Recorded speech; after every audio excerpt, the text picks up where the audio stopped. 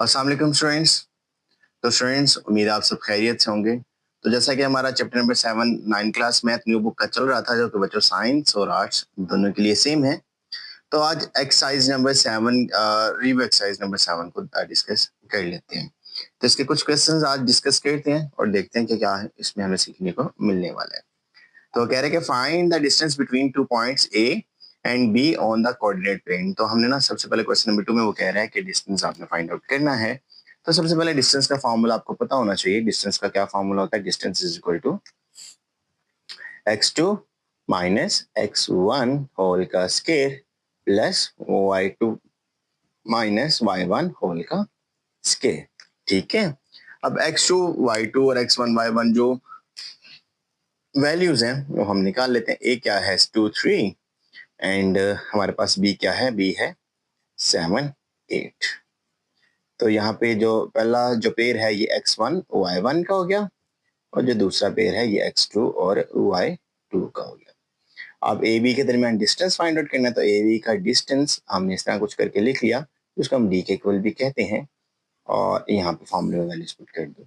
x2 7 minus 2 whole का square plus x2 7 और x1 minus 2, ठीक है, और प्लस y2 8 माइनस y1 3 और होल का स्क्वायर आ गया। तो डिस्टेंस हमारे पास क्या आ गया? 7 में से 2 माइनस किया तो 5 होल का स्क्वायर आ गया और 8 में से 3 माइनस किया तो ये भी हमारे पास 5 होल का स्क्वायर आ गया। तो यहाँ पे क्या गया? 5 5 25 और प्लस 5 5 25। तो 25 25 कितना हो गया?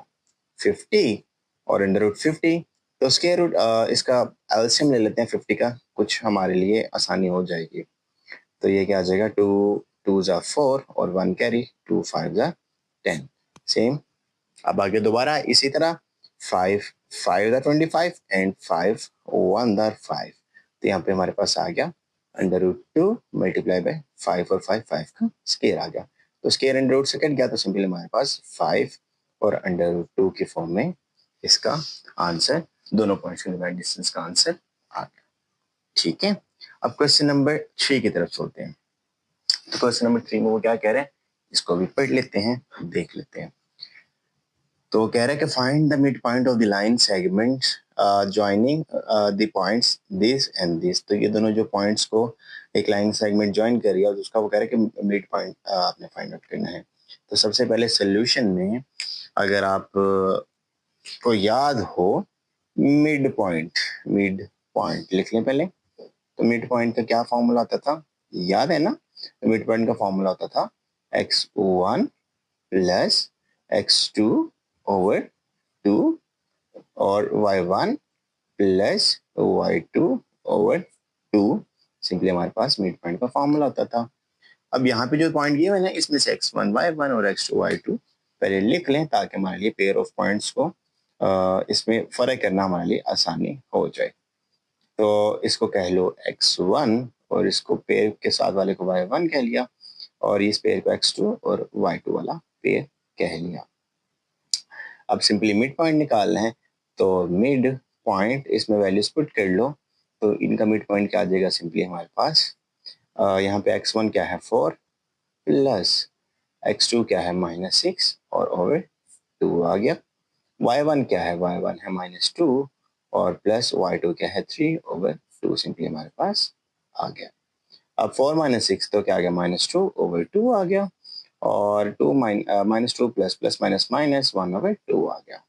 ठीक हो गया। अब 2 2 से कैंसिल हो गया तो ये हमारे पास आ गया -1 आ गया और दूसरा पॉइंट -1 ओवर ये प्लस आएगा ना, क्योंकि प्लस माइनस माइनस लेकिन बड़ी वाले के साथ प्लस है, तो प्लस 1 ओवर 2।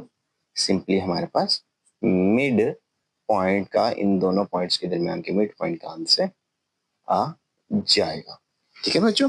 अब क्वेश्चन नंबर 4 की तरफ चलते हैं। तो क्वेश्चन नंबर 4 में वो क्या कह रहा है उसको देख लेते हैं जल्दी से। तो क्वेश्चन नंबर 4 में वो कह रहा है कैलकुलेट द स्लोप या ग्रेडियंट कह लो, स्लोप कह लो, of the line passing through the points this and point this. तो इन दोनों पॉइंट्स में से एक ग्रेडियंट या एक स्लोप गुजर रही है, तो आपने स्लोप की वैल्यू या उस ग्रेडियंट की वैल्यू फाइंड आउट करनी है। तो ग्रेडियंट या स्लोप की वैल्यू जब मैंने बताया था आपके पास दो पेयर ऑफ पॉइंट्स गिवन हो तो आपने एक फॉर्मूला याद रखना है। याद है वो फॉर्मूला मैंने क्या करवाया था आपको? तो ग्रेडियंट कह लो या आपको स्लोप कह लो, तो उसका एक फॉर्मूला मैंने कहा था m उसको इक्वल उसके कह लो, तो वो फॉर्मूला बताया था y2 minus y1 over x2 minus x1। ये फॉर्मूले में वैल्यूज पुट करके सिंपली आप इस क्वेश्चन को सॉल्व कर लिया करते थे। याद है ना, मैंने ये फॉर्मूला आपको समझाया हुआ था। तो अब सिर्फ इस फॉर्मूले में आपने वैल्यूज पुट करनी है और सिंपली आपके पास आंसर आ जाएगा। ठीक है, अब ऊपर वाले पॉइंट्स में देख लो, इसमें x1 y1 क्या है और x2 y2 क्या है, और सिंपली इसमें वैल्यूज पुट कर लो। ठीक हो गया। अब ये मैं अगर दोनों पॉइंट्स को लिख लूँ, यहाँ पे एक पहला पॉइंट है, यहाँ ऊपर ही चाहे सॉल्व कर लो कि यहाँ पे इसको x1 कह लो, इसको y1 कह लो, और इसको x2 कह लो, और इसको y2 कह लो। तो यहाँ पे क्या आ जाएगा, y2 minus y1 6 minus 2 over x2 minus x1 4 minus 1। तो क्या आ गया, 6 में से 2 माइनस किया 4 और 4 में से 1 माइनस किया 3। तो सिंपली इसका आंसर 4 में से 1 माइनस किया तो सिंपली आ गया 3 आ गया। तो सिंपली हमारे पास इसका आंसर आ गया। ठीक हो गया। तो 4 में से 1 माइनस किया 3 एंड 6 में से 2 माइनस किया, हाँ ठीक है 4। तो सिंपली हमारे पास इसकी ग्रेडियंट, या सिंपली आप कह सकते हो कि इसके स्लोप का हमारे पास ये आंसर आ गया। ठीक है, तो ग्रेडियंट कह लो स्लोप कह लो, बात वही है, फॉर्मूला y2 माइनस y1 और x2 माइनस x1 के हिसाब से इसका आंसर आ जाएगा। अब नेक्स्ट क्वेश्चन नंबर 5 को देख लेते हैं। तो रिव्यू एक्सरसाइज में ना थोड़े छोटे छोटे क्वेश्चंस हैं, लेकिन ऑब्वियसली इनके कॉन्सेप्ट्स आपको फार्मूलाज याद होंगे तो फिर ही आप ये क्वेश्चन सॉल्व कर सकोगे ना। तो इनके आपको फार्मूला, आपको इनके टेक्निक्स याद करनी पड़ेंगी, जो मेन रिव्यू एक्सरसाइज का एक मकसद होता है। तो यहाँ पे वो हम चीजें देख रहे हैं। तो कह रहे हैं find an equation of line in the form of y is equal to mx plus c। तो y is equal to mx plus c slope intercept form याद है ना, मैंने करवाया था। स्लोप इंटरसेप्ट फॉर्म में वैल्यूज फाइंड आउट करना। अगर मैं यहाँ पे अगर मैं दिखा सकूं पिछले लेक्चर्स की, ये ठीक हो गया। तो पिछले लेक्चर्स में भी हमने स्लोप इंटरसेप्ट फॉर्म की मदद से y is equal to mx plus c और उस तरह फाइंड आउट करते थे। लेकिन इस बार कह रहे हैं कि y is equal to mx plus c की फॉर्म में लिखो, जबकि आपके पास ये दो पॉइंट्स गिवन है। तो ऑब्वियसली आपने किस में लिखना है, y is equal to mx plus c की फॉर्म में लिखने हैं। अगर आपके पास m की वैल्यू आ जाए, x और c वो देख लेते हैं और बस उसमें वैल्यूज पुट कर लेंगे। तो इक्वेशन ऑफ याद है ना, y minus y1 is equal to m into x minus x1, उस फॉर्म में लिखते थे। फिर y को अलहदा कर लो, x को अलहदा कर लो, एक पूरी इक्वेशन बनाया करते थे। तो पहले ना सबसे पहले हम स्लोप की वैल्यू निकाल लेते हैं। तो स्लोप किसके इक्वल होता है, slope is equal to y2 minus y1 over x2 minus x1, क्योंकि वो खुद कह रहे हैं ना find the equation of line in the form of y is equal to x plus c that passes through, तो द पॉइंट्स 3 7 एंड 5 11, तो इन point से गुजर रही है। तो पहले इसकी स्लोप निकाल लेते हैं। तो इसको x1 कह लिया, इसको y1 कह लेंगे, इसको x2 कह लिया और इसको y2 कह लेंगे। और y2 minus y1 11 minus 7, 11 minus 7 write down कर दिया। x2 minus x1 5 minus 3 write down कर दिया। 11 में से 7 माइनस किया 5 आ गया, सॉरी 4 आ गया। हाँ 12 में से 7 माइनस किया तो 5 आता है। 11 में से 7 माइनस किया 4 आ गया, और 5 में से 3 माइनस किया तो 2 आ गया। 2 1 दा 2 एंड 2 2 दा 4। तो m की वैल्यू सिंपली हमारे पास क्या आ गई, स्लोप की वैल्यू 2 आ गई। अब वो यही बात कर रहे हैं ना कि equation of line in the form of this, equation of line वही है, इक्वेशन ऑफ लाइन का फॉर्मूला याद है ना, वो एक हमने इक्वेशन ऑफ लाइन पढ़ी थी। तो इक्वेशन ऑफ लाइन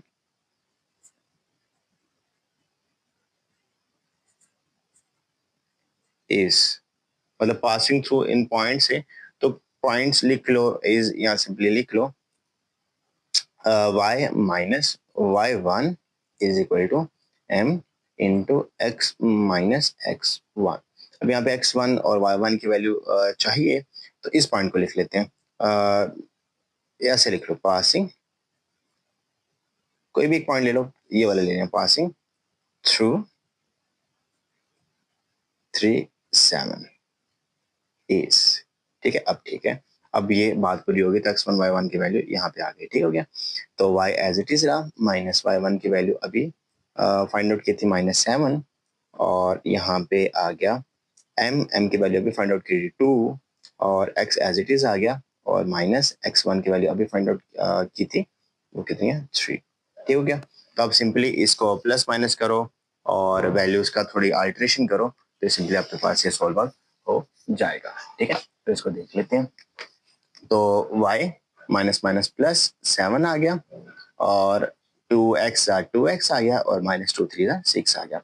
तो y की फॉर्म में लिखना है तो y equal mx plus c की फॉर्म में लिखना है, तो यानी y सेपरेट कर लो और बाकी सारी वैल्यूज एक तरफ, तो 2x माइनस 6 प्लस का 7 था, इधर आके माइनस का 7 हो गया। तो माइनस माइनस प्लस, तो y is equal to 2x minus, ये माइनस प्लस का 7 है ना, इधर आके माइनस का हो गया और 2x माइनस 6 था और यहाँ पे आके एक मिनट 7 प्लस क्या है, ये 7 पीछे प्लस क्या है, 7 प्लस क्या है उसके साथ वैल्यू माइनस है, 7 प्लस क्या, ठीक हो गया।